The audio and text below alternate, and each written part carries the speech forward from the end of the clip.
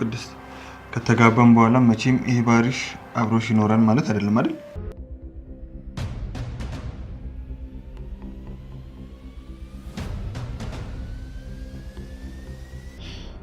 ስለማትመጣ እንዳትጠብቂ። ቆይ ምን ማለት ነው? ስለማልመጣ ጠብቂ ማለት ምን ማለት ነው?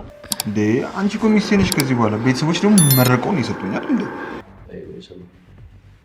ከፖሊሶች በተኮሰበት ጥይት ነው አንድ ላይ ያጣው ያልከኝ የሚገባ አንቺን የመሰለች ሚስት ማለሰጥን ቤተሰቦች አይደለም ጥሎሽ ይሄ ቁሳውን ራሴን ነው አሳልፈ የሚሰጣቸው። እሺ ራሴን ነው የምጥልላቸው። ገና ሰርጋለ ጥሎሽ አለ። ጥሎሹን ግን እያዘጋጀክ ነው? በራስሽ ጊዜ አገኘውሽ። ለማንኛውም እኔንም ልጄንም ስለማታገኝን አትልፊ ልልሽ ነው የደወልኩት። ለነገሩ እርግጠኛ ነኝ እንደዚህ አይነት ሚስጥር እናንተ ነው ዝም ብለው ወሬ ተከተል እየሰማሁ ይገርማል። አታደርጉም ሄደን መልካም የመንጨጭር ጊዜ ሆነልሽ ከርከሪት የታባሽ ዳይመንዱ ምን ይላል ነበር እና ዳይመንዱ ወሰድክበት እንደዛ ከፖሊሶች ጋር እየተታኮስ ነው። ይገርማል። ካሌብ የሚያስበው ስለ ዳይመንዱ ነበር። ወይኔ ኧረ አይሆንም። ወይኔ ጉዴ! ኧረ ያለኝ ብር እኮ ይሄ ነው። ኧረ ጉድ ሆንኩኝ። ኧረ ያሻለ ወይዘሮ ማህሌት እንግዲህ ከጠበቀችው በላይ የሆነ ፈተና ገጥሟታል። ወይዘሮ ማህሌት እንግዲህ ዘላለም አለሟን ከክፋት ጋር አብራ ያደገች ያገኘችውን ሁሉ ለማጣት የምትሰራ የምትመስል ምስኪን ሴት ነች። በነገራችን ላይ እንደ ማህሌት አይነት በርካታ ሰዎች በዙሪያችን ይኖራሉ። ያገኙትን ነገር ለማጣት የሚሰሩ ይመስል ባገኙት ነገር ላይ ሌላ ሴራ ሲጎትቱና ሲጎነጉኑ የሚውሉ በጣም ብዙ በርካታ ጅል ሰዎች አሉ። ማህሌት ከነሱ አንዷ ማሳያ ነች። ከክፉ ሰው ጋር አብራችሁ ከዋላችሁ እናንተ ከትንሽ ጊዜያት በኋላ እጅግ አብራችሁት ከዋላችሁት ሰው በላይ ክፉ ልትሆኑ ትችላላችሁ። የዋህ የነበረን ሰው ክፉ ለማድረግ ከክፉ ሰው ጋር መዋል ነው የሚጠበቀው። ወይዘሮ ማህሌት እንግዲህ በኤደን ላይ የምታደርገው ሴራ በሙሉ እንደምታውቁት ነው። ስለዚህ ዛሬ ላይ ሲቸግራትና ከዚህ ቀደም የኤደንን ልጄ ናት ብላ ያስተዋወቀችው ባለሀብት ነበር። ወይዘሮ ማህሌት ከዚህ ባለሀብት 3 ሚሊዮን ብር ለመቀበል ልጄ ታማለች የሚል ውሸት ዋሽታለች። ለዚህ ውሸት ተባባሪ እንድትሆናት ደግሞ ኤደንን ከነ ልጇ በ1 ሚሊዮን 500 ሺህ ብር ለመግዛት ተስማምታለች። ይህንም የተስማማችው ለኤደን የተወሰነ ገንዘብ በመስጠት ልጇን እንደታመመች አድርጎ ሆስፒታል በማስገባት 3 ሚሊዮን ብር ከዶክተሩ ጋር በመመሳጠር ለመብላትና የተወሰነ ትርፍራፊ ሳንቲም ለኤደን በመስጠት ለመላቀቅ ነበር ሐሳቧ። ነገር ግን ኤደን ዋናው ጨዋታ የሚካሄደው በሷና በልጇ መካከል ስለሆነ ግማሹን ወስዳለሁ አለቻት። እንግዲህ ወይዘሮ ማህሌት ልክ ሆዷ እንደ ጉማሬ ነችና በዚህ ሐሳቧ መስማማት አልፈለገችም። ኤደንም ይህ ጉዳይ ከሷ ውጭ እንደማይካሄድ ስላወቀችው በጉዳዩ ላይ ስላልተስማማች ወይዘሮ ማህሌትም አማራጭ ስለሌላት በዚህ ጉዳይ ተስማምታለች። ስራውን ከመጀመሯ በፊት ገንዘብ ቀብድ ያስፈልጋል፣ ለሱም የሚሆን 500 ሺህ ስጪኝ ብላታል። ወይዘሮ ማህሌት 280 ሺህ ብር ነው ከአካውንት ላይ ያለኝ ብትልም በመጨረሻም ግን ተበዳድራ ሁኔታን ማምጣታ በሐሳቧ ተስማምታ 500 ሺህ ብሩን ለኤደን ሰጣታለች ማለት ነው። ኤደንም የዚህ ጉዳይ ተባባሪ መሆን አትፈልግም። የምትፈልገው ወይዘሮ ማህሌትንን እሷ ባስተማረቻት የክፋት ልክ ራሷን መልሳ መበቀል ነበር የምትፈልገው። ያም ለኤደን 100% ተሳክቶላታል።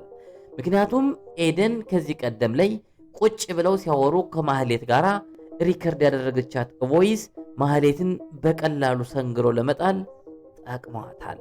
ስለዚህ ወይዘሮ ማህሌት በአንድ በኩል ለመርዞ የስለላ ቡድን አቋቁማ ገንዘብ ትከፍላለች፣ በሌላ በኩል ደግሞ ለኤደንም 500 ሺዋን ሰጣለች። አተርፋያ ጉዳይ ማለት ይህም አይደለ? ኤደን ይህንን ገንዘብ ወደ አካውንቷ ትራንስፈር ከተደረገ በኋላ አይንሽን ላፈር ብላታለች። ወይዘሮ ማህሌትም እንግዲህ ከተቀመጠችበት ካፊ ነቅላ እውይ ያዙኝ ልቀቁኝ እያለች ትገኛለች። ከማህሌት ምን ተማራችሁ? እንደ ማህሌት አይነት ባህሪ ያላችሁ ሰዎች፣ እናንተ ጋር አብረው የሚውሉ ሰዎች፣ ደጋግ የዋህ የነበሩ ሰዎችንን ከእናንተ በላይ የሆኑ አረመኔ እንደምታደርጓቸው ማወቅ መቻል አለባችሁ። የዋህ ናቸው ብላችሁ ቀርባችሁ ሴራ የምታሴሩባችሁ ሰዎች ከእናንተ በልጠው እንደሚገኙ እርግጠኞች መሆን መቻል አለባችሁ። ዛሬ ላይ ወይዘሮ ማህሌት በኤደን ሴራ ተበልጣ ገንዘቧንም አስረክባ እየዬ በማለት ላይ ትገኛለች። ቀጣይ ማህሌት በኤደን ላይ አርፋ ትተኛለች ወይስ ኤደንን ከነልጇ ለማጥቃት ትሄዳለች የሚለውን በቀጣይ የምናየው ይሆናል።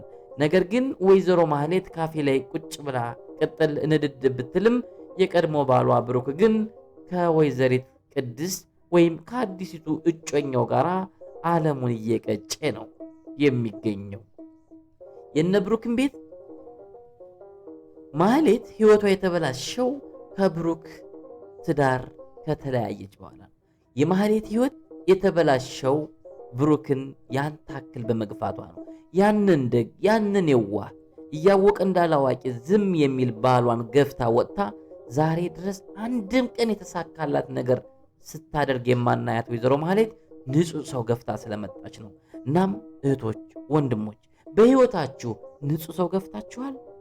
በህይወታችሁ ንጹህ ሰው ገፍታችሁ ከሆነ ይቅር በለኝ ልትሉ ይገባል። እርግጠኛ ሁኝ የምነግራችሁ ልክ እንደ ወይዘሮ ማህሌት ንጹህ ሰው ገፍታችሁ አጎሳቅላችሁ የወጣችሁ ሰዎች ካላችሁ እስከ ዛሬም ድረስ ህይወታችሁ የቀና አይደለም። እስኪ ንጹህ ሰው ገፍቼ እስከ ዛሬም ድረስ በህይወት የመልካም ነገር አልገጠመኝም የምትሉ ካላችሁ በኮመንት መስጫው ስር ሐሳብ አስተያየታችሁን አጋሩን። ስለዚህ በተቻላችሁ መጠን የዋህ ሰዎችን ቀርባችሁ ከናንተ የባሱ ሰይጣን እንዲሆኑ አታድርጉ ለማለት እንወዳለን። እኛ ድራማውን ስናይ የምንፈልገው ዋና ዋና መልእክቶችን ነውና ይህን መልእክት ለእናንተ ለአድማጭ ተመልካቾች ሼር ማድረግ ፈለግኩኝ። ምክንያቱም ከማህሌት ህይወት ብዙ ነገር መማርና ቀጣይ ማስተካከል ያለባችሁ ነገር ስላለና እንድታስተካክሉ ስለምፈልግ ነው ይህን ሐሳብ ያጋራኋችሁ። በተረፈ ግን ቪዲዮውን ላይክ ማድረጋችሁ በፍጹም መረሳት የለበትም። በሌላ በኩል ካሌብ ሞሲሳ ማን ነው የሚለው ጉዳይ ላይ እንግዲህ ዝናና መድብል ተፋጠዋል። እንግዲህ መድብል በነብሩክ ውስጥ የማያውቁትን ታሪክ ዘርግፎ የተለየ ባህሪ እንዳለው አሳይቷቸዋል። ለምን ይህንን ታሪክ እስከዛሬ አልነገርከንም በሚል ቤተሰቡ በሙሉ ተደናግጧል። ነገር ግን መድብል ዛሬም ደንደን እንዳለ ነው። መድብል ለምንድን ነው ካሌብ ሞሲሳ ሲባል የማይፈራው ስትሉ ነበር ከዚህ ቀደም ላይ። ነገር ግን ከዝና በፊት ለካሌብ ሞሲሳ የሚያገለግለው የነበረው መድብል ነው። መድብል በሌላ ስሙ ዘሩባቤል። ምክንያቱም አንዳንድ ሰዎች የተለያዩ ኮንትሮባንድ ስራዎችን ሲሰሩ ዛሬም ድረስ 2 እና 3 ስም ይዘው ያገለግላሉ። ዘሩባቤልን ከድቶኛል፣ ወንዳ ወንድ ነበረ፣ ነገር ግን እሱን ባገኘው ነፍሱን አወጣዋለሁ ሲል ለዝና የሚነግረው ዘሩባቤል ማን ነው የሚለው በዝና አእምሮ ውስጥ ሲመላለስ የከረመ ጉዳይ ነው። ዛሬ ግን መጨረሻው ሰዓት ሲደርስ ዘሩባቤል እኔው ነኝ ሲል ለዝና ነግሮታል። ዝናም ግርም ተፈጥሮበታል። ዘሩባቤል ከካሌብ ሞሲሳ ጋር በምን ተጣሉ፣ እንዴት ተከዳዱ የሚለውንን እንግዲህ ደቡብ አፍሪካ ለመጡ ባለሀብቶች አንድ ዳይመንድ ሊሸጡ የሆነ ቦታ ተገኙ። ፖሊስ ድንገት ከቧቸው ጦርነት ተከፈተ። የካሌብ ሞሲሳ አይን በሽጉጥ ተመቶ ሲጠፋ እንግዲህ ዳይመንዱን ይዞ መድብል ተሰወረ። ስለዚህ የሁለቱ ጠብና መፋጠጥ የጀመረው ከዚህ ጋር ነው ማለት ነው። እንግዲህ ሁልጊዜም አዲስ ነገር መስማታችን እንቀጥላለን። በሌላ በኩል ኤፍራታና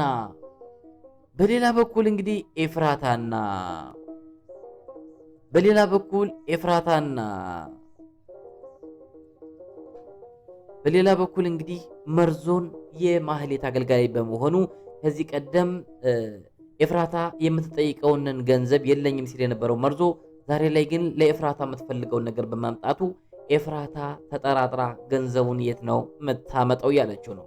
ነገር ግን መርዞ ሰርቼ ነው ገንዘቡን ያመጣሁት ቢልም ከማህሌት የተቀበለው ገንዘብና ቀጣዩን ሴራ ለመስራት ወይም የስለላ መረጃውን ሆኖ በማገልገል ገንዘቡ ተከፍሎት እንዳመጣው ግን እየተርበተበተም ቢሆን ሳይታወቅበት አልቀረም።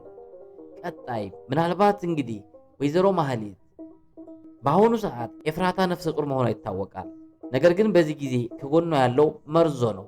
ቀጣይ ምናልባት ማህሌት ወንጀለኛ ሆና በህግ ቁጥጥር ስር ከዋለች መርዞም አብሮ በቁጥጥር ስር ይውላል። ያኔ ግን ኤፍራታም ብቻዋን ትቀራለች ማለት ነው። ስለዚህ ይህ የእህቷ የምትሰራው ይህ ማህሌት የምትሰራው ደባ ለብዙዎቹ የሚተርፍ ይሆናል። በሌላ በኩል ግን ማህሌት ምንም ነገር ብታደርጊ አይሳካልሽ ተብላ የተረገመች ሴት ሳትሆን አትቀርም። እናንተ ግን እንዴት ታያችኋል? እስኪ ሐሳብ አስተያየታችሁን በኮመንት ስር አስቀምጡ። ሌላው እንግዲህ የምሳሌ ህልም ብሩክና ቅድስት ልጅ እንዲወልዱላት ያውም መንታ ልጅ እንደምትፈልግ እየነገረቻት ነው። ነገር ግን ከሰርግ በፊት ይህ አይሆንም፣ ከሰርጉ በኋላ የምንጠብቀው ይሆናል፣ እሱም የሚሆነው ፈጣሪ ሲፈቅድ ነው እያለች ነው። አዎ እውነት ነው። መጋባትም መውለድም እንግዲህ በልጅ መባረክም በፈጣሪ ሲፈቅድ ነውና ቀጣይ ምናልባት እንግዲህ የብሩክና የቅድስት ሰርግ ድል ባለ ነገር ተደርጎልን ከዛም ወልደው ከብደው ለማየት ያብቃል። ምክንያቱም ቅድስት ከዚህ ቀደም ምን አይነት የተገፋች የተጨቆነች ሴት እንደነበረች ታስታውሳላችሁ። በዛም ላይ ደግሞ የዋህና ገራገር ታስታውሳላችሁ። ገንዘብ እጇ ላይ ቢጠፋ እንኳን ድንግልናዋን ሽጣ የብሩክን ልጅ ለማሳከም መስዋዕትነት ለመክፈል የተዘጋጀች ወርቅ የሆነች ልጅ። ስለዚህ ለዚች ልጅ እንዲህ አይነት ወርቅ ያለው ባል ሲሰጣት ምን ተሰማችሁ? ሰውን አትግፉ፣ በሰዎች ተገፉ። መልካም ነገር ላይ ትወድቃላችሁ። ሰዎች ቢበድሏችሁ እናንተ መልሳችሁ በበደል ለመመለስ አትሞክሩ። የዋህ ወድቆ አይወድቅ ለማለት እንወዳለን። እንግዲህ ለዛሬ የያዝሁላችሁ ትዝብት ይህን ይመስላል። እናንተ በዚህ ድራማ ውስጥ ምን ታዘባችሁ? ቀጣይ ሐሳብ አስተያየታችሁን በኮመንት መስጫው ስር ላይ ያስቀምጡልኝ።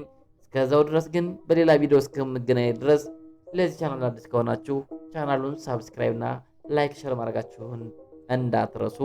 እኔንም አበረታቱኝ። በያላችሁበት ሰናይ ጊዜ እንደሆንላችሁ እመኛለሁ። ባይ ባይ። እወዳችኋለሁ።